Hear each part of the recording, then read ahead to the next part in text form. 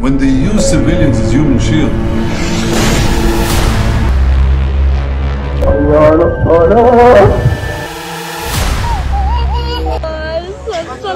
ইসরায়েলের বর্বরতায় এ পর্যন্ত প্রাণ হারিয়েছে প্রায় 1.5 লক্ষেরও বেশি মানুষ। আর কত মানুষ জীবন পঙ্গু, অসহায় ও পরিবার হারিয়ে নিঃস্ব হয়েছে তা বলা কঠিন। যে গাজাকে বলা হতো পৃথিবীর সবচেয়ে ঘনবসতির শহর, সেই গাজা এখন মানব শূন্য। গাজার দিকে তাকালে কানে ভেসে আসে মজলুমের কান্নার আওয়াজ, তার সাথে ভেসে আসে হাজারো মুসলমানের লাশের পোড়া গন্ধ। গাজার শিশুদের দিকে চোখ ফিরে তাকালে চোখের অশ্রু ধরে রাখা কঠিন। বাস্তবিক অর্থে এখন আর গাজা বলতে কিছুই নেই, আছে শুধু মাটিতে মিশে যাওয়া এক রূপকথার শহর।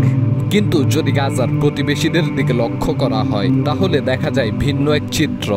গাজা যখন মৃত্যুপুরী, গাজার মানুষ যখন সামান্য একটু পানি আর এক টুকরো রুটির অভাবে ছটপট করে মরছে, তখন গাজার প্রতিবেশীরা খাদ্য অপচয়, নারী বিলাসী, আনন্দ পানি সহ নানান ধরনের জীবন বিলাসিতে ব্যস্ত।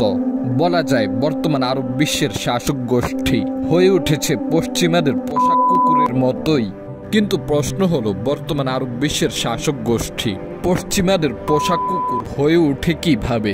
এবং ফিলিস্তিন মুসলমানদের কাছে অতি গুরুত্বপূর্ণ হওয়ার পরও কেন আরব বিশ্ব ফিলিস্তিনের পাশে নেই? এই দুই প্রশ্নের উত্তর জানতে হলে আমাদেরকে ফিরে যেতে হবে আজ থেকে প্রায় 100 বছর পূর্বে।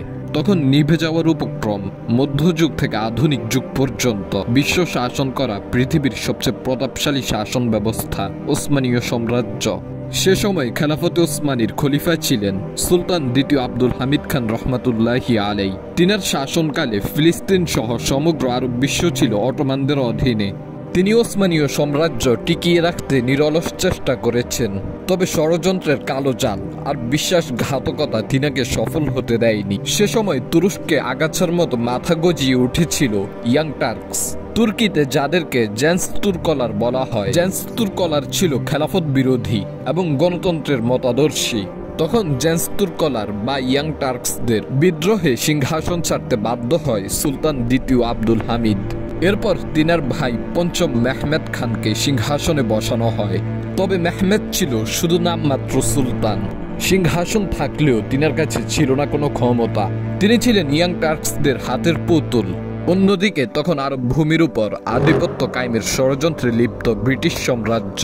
কিন্তু ব্রিটিশরা ভালোভাবেই জানত, যতদিন আরব ভূমির উপর অটোমানদের শাসন বলবৎ থাকবে ততদিন আরব ভূমিতে ব্রিটিশ আধিপত্য কায়েম করা অসম্ভব। সে সময় জায়নবাদ নামক একটি সংগঠনের উত্থান হয়। জায়নবাদীদের মূল দাবি ছিল জর্ডান নদী থেকে ভূমধ্য সাগরের মধ্যবর্তী স্থান, অর্থাৎ যেখানে ফিলিস্তিনিদের বসবাস, সেখান থেকে ফিলিস্তিনিদের সরিয়ে একটি ইহুদি রাষ্ট্র গঠন করা। সে সময় জায়নবাদীরা ছিল পৃথিবীর সবচেয়ে ধনী ব্যক্তিবর্গ। তাই মধ্য দুনিয়ায় নিজেদের আধিপত্য টিকিয়ে রাখতে জায়নবাদীদের কাছে ফিলিস্তিনিদের সরিয়ে একটি ইহুদি রাষ্ট্র গঠনের অঙ্গীকার করে ব্রিটেন। কিন্তু তখন আরব ভূমিতে আধিপত্য দখলের জন্য অটোমানদের অধঃপতন ছিল জরুরি। তাই ব্রিটিশরা পরিকল্পনা করলেন, যদি অটোমানদের সমাপ্তি ঘটাতে হয় তাহলে আরবদের থেকেই অটোমান বিরোধী বিদ্রোহ শুরু করতে হবে। তখন ব্রিটিশরা তাদের উদ্দেশ্য হাসিলের জন্য আরবের সবচেয়ে বড় নেতা হুসাইন ইবনে আলীকে নির্বাচন করেন। কিন্তু প্রশ্ন হলো, ব্রিটিশদের উদ্দেশ্য হাসিলের জন্য কেন হুসাইন ইবনে আলীকেই নির্বাচন করা হয়? কারণ হুসাইন ইবনে আলী ছিলেন আরবের সবচেয়ে প্রভাবশালী গোত্র বনু হাশেমের উত্তরসূরি এবং রাসূলুল্লাহ সাল্লাল্লাহু আলাইহি ওয়াসাল্লামের বংশধর। তখন আরবে তিনার প্রভাব ছিল অনেক বেশি। এ সময় ব্রিটিশরা শরীফ হোসাইনের সাথে অঙ্গীকার করেন, যদি তিনি সমস্ত আরববাসীকে একত্রিত করে অটোমান বিরোধী বিদ্রোহ শুরু করতে পারে তাহলে ব্রিটিশরা আরব ভূমি থেকে অটোমান সুলতানকে সরিয়ে এই ভূমি আরবদের হাতে হস্তান্তর করবেন এবং তিনাকে আরব সাম্রাজ্যের সুলতান বানিয়ে দিবেন। এরপর হোসাইন ইবনে আলী এই বিষয়ে আরব নেতাদের সাথে পরামর্শ করেন। তখন আরব নেতারা হোসাইন ইবনে আলীকে পূর্ণ সহযোগিতার অঙ্গীকার করেন। এভাবেই আরবের সবচেয়ে বড় শহর মক্কা থেকে অটোমান বিরোধী সবচেয়ে বড় বিদ্রোহ শুরু হয়। তখন সারা বিশ্ব অটোমানদের অধঃপতনের জন্য উঠে পড়ে লেগেছিল। সে সময় প্রথম বিশ্বযুদ্ধ চলমান। অর্থাৎ অটোমান তখন একই সময় একই সাথে সোভিয়েত, গ্রিস, ফ্রান্স ও ব্রিটেন সহ পৃথিবীর সকল পরাশক্তির সাথে মোকাবিলা করে যাচ্ছে, আর এখন তাদের আরবদের সাথেও মোকাবিলা করতে হচ্ছে। সে সময় আরবদের সহযোগিতার জন্য ব্রিটিশরা আরবদের জন্য একজন এজেন্ট নিযুক্ত করেন, যাকে লরেন্স অফ অ্যারাবিয়া বলে ডাকা হয়।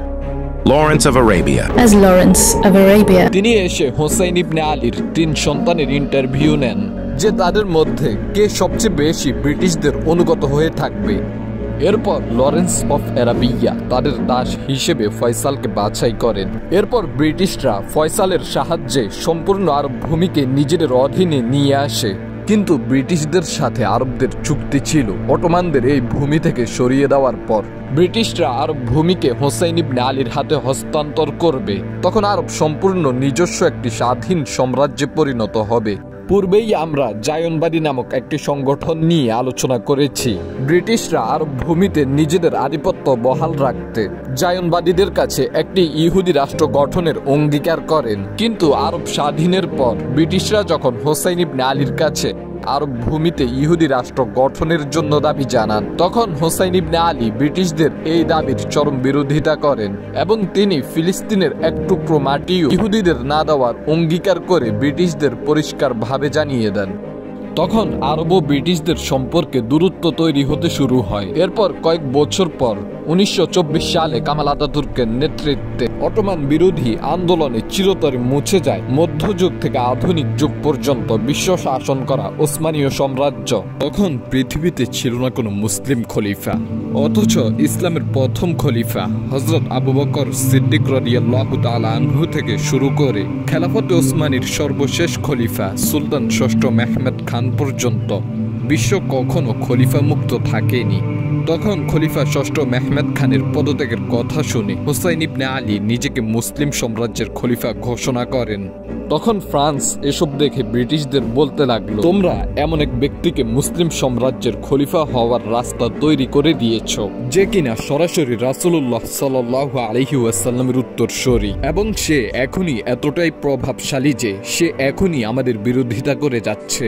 যখন খলিফা হোসাইন ইবনে আলী ইসরায়েলি রাষ্ট্র গঠনের জন্য পশ্চিমাদের সামনে বাধার প্রাচীর হয়ে দাঁড়ায়, তখন সমগ্র দুনিয়ার মুসলিম নেতারা তিনাকে মুসলিম সাম্রাজ্যের খলিফা হিসেবে মেনে নিতে শুরু করে। এসব দেখে ব্রিটিশরা বুঝে গেলেন হোসাইন ইবনে আলী এখন তাদের অনুগত্যের বাহিরে।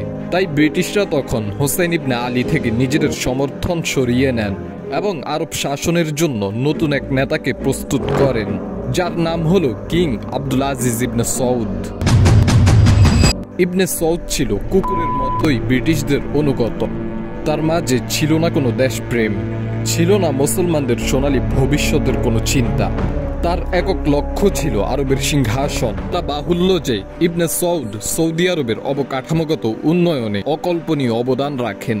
তবে আজ ফিলিস্তিনের এই দুর্দশা এবং বিশাল আরবকে এত ভাগে বিভক্ত করে মুসলমানদের মাঝে গৃহযুদ্ধ লাগিয়ে দেওয়ার পিছনে ইবনে সৌদি সবচেয়ে বড় দায়ী। যাই হোক, হোসাইন ইবনে আলী যেভাবে ব্রিটিশদের সাহায্যে অটোমানদের পতন ঘটিয়েছে, একইভাবে ইবনে সৌদও ব্রিটিশদের সাহায্যে মুসলিম দুনিয়ার সর্বশেষ খলিফা হোসাইন ইবনে আলীর পতন ঘটিয়েছে। সে সময় ব্রিটিশরা আরবদের সাথে যত চুক্তি করেছিল সমস্ত চুক্তি ব্রিটিশরা বাতিল করে দেন এবং নিজেদের হাতের পুতুল কিং আব্দুল আজিজ ইবনে সৌদকে আরব ভূমির সবচেয়ে বড় অংশের সিংহাসনে বসিয়ে দেন এবং ইবনে সৌদের নামেই এই ভূমির নামকরণ করা হয় সৌদি আরব। এবং আরব ভূমিকে টুকরো টুকরো করে কয়েক ভাগে বিভক্ত করে সকল ভাগে নিজেদের হাতের পুতুলগুলোকে দেশ শাসনের জন্য বসিয়ে দিয়ে পরস্পরের মধ্যে গৃহযুদ্ধ লাগিয়ে দেন। ব্রিটিশদের দীর্ঘ শাসনের এক মূল নীতি ছিল ভাগ করো আর শাসন করো, আর তারা সবখানে তাদের এই নীতিকেই প্রয়োগ করেছে।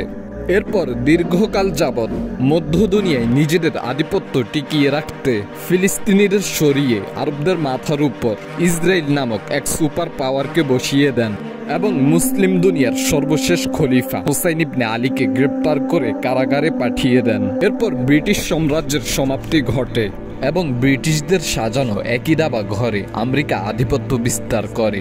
এরপর থেকে আজ পর্যন্ত আরব বিশ্ব ঐক্যবদ্ধ হতে পারেনি। একসময় ব্রিটিশদের সাজানো হাতের পুতুলগুলোর শাসনকালের সমাপ্তি ঘটে। ক্রমান্বয়ে আরবের সিংহাসনে নতুন পুতুলের অভিষেক ঘটে। এরপর থেকে আজ পর্যন্ত আরবের সিংহাসনে যারাই বসেছে সকলেই পোশাক কুকুরের মতো পশ্চিমাদের চাটুকারিতা করেছে।